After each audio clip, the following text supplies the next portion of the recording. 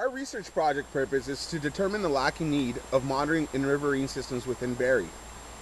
The negligence in turn determines the lack of knowledge in the quality of water conducted in Lotic systems coming in and out of the town of Barrie.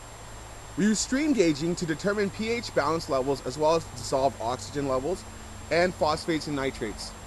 Stream gauging is used by hydrologists and environmental scientists to monitor and test terrestrial bodies of water such as this. This is surface water that is collected on the ground or in a stream, river, lake, or wetland. This is directly related to water that is collected as groundwater and or atmospheric water. The information of the quantity and quality of flow are some of the aspects we gauge in this experiment. So the size and occurrences of floods and duration of period of low floods or complete droughts can be measured using these scientific methods. More detailed information is gathered by conducting ground sampling.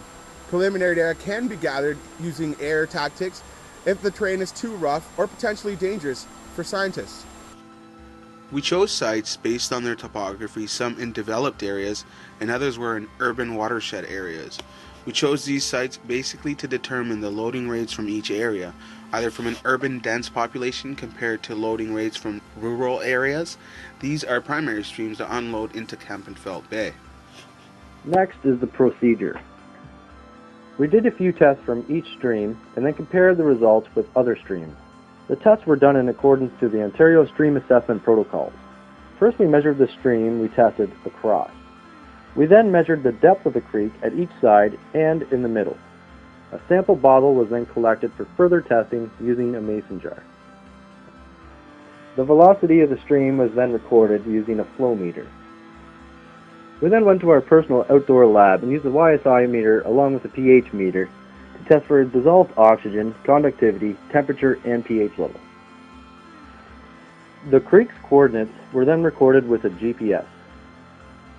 The samples were then brought to the indoor lab for further testing for nitrogen, turbidity, and phosphorus.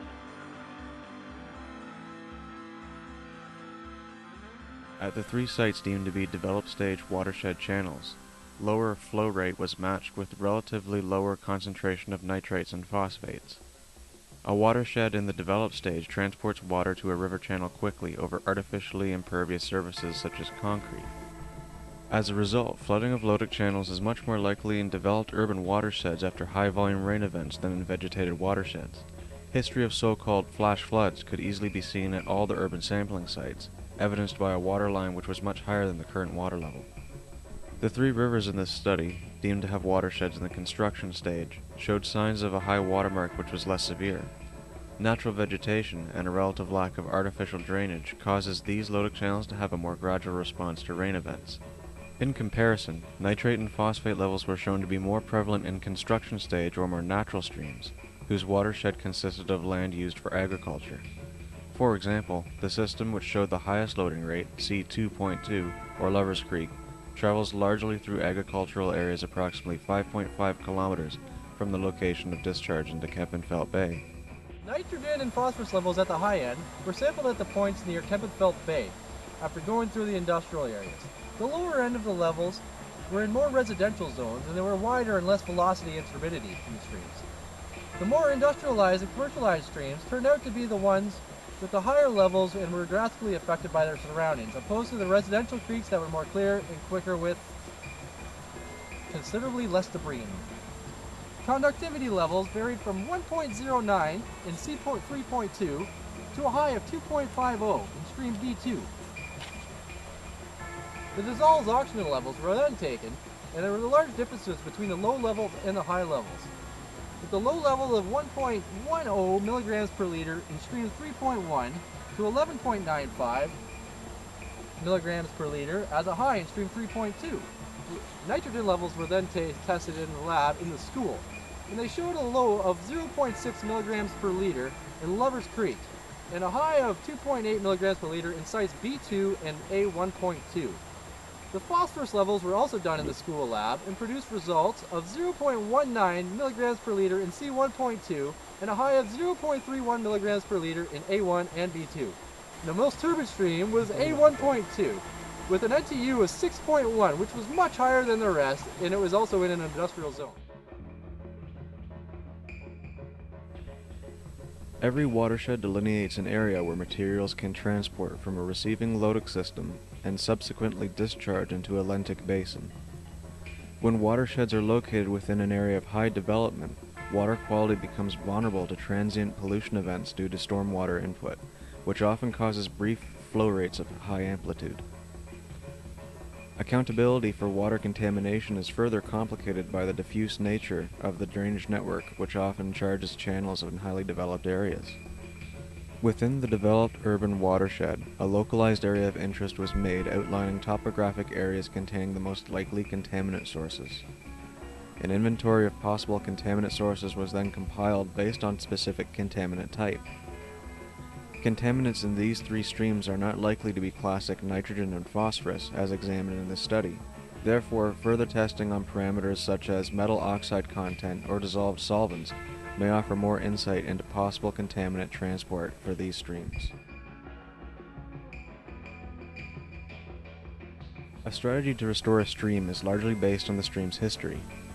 Evaluation of restoration efforts can be difficult to obtain in the event that a strategy is proposed for a stream in which no historical data can be obtained concerning its natural state.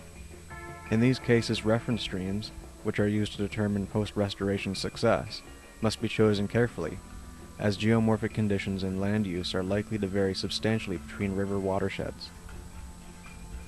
River restoration is often based on altering the condition of the watershed itself, rather than direct manipulation of the river channel. Watershed manipulations are often not considered river restoration projects, but are often more effective in improving river water quality. After direct channel or watershed manipulation is implemented, the monitoring stage allows ecologists to measure the effectiveness of restoration efforts. Due to limited funding, this stage plays a critical role in determining if a strategy should be altered. Restoration success can also be based on non-ecological properties of the water, such as recreational improvement. In fact, most restoration projects are not monitored enough, making it difficult to determine ecological outcome.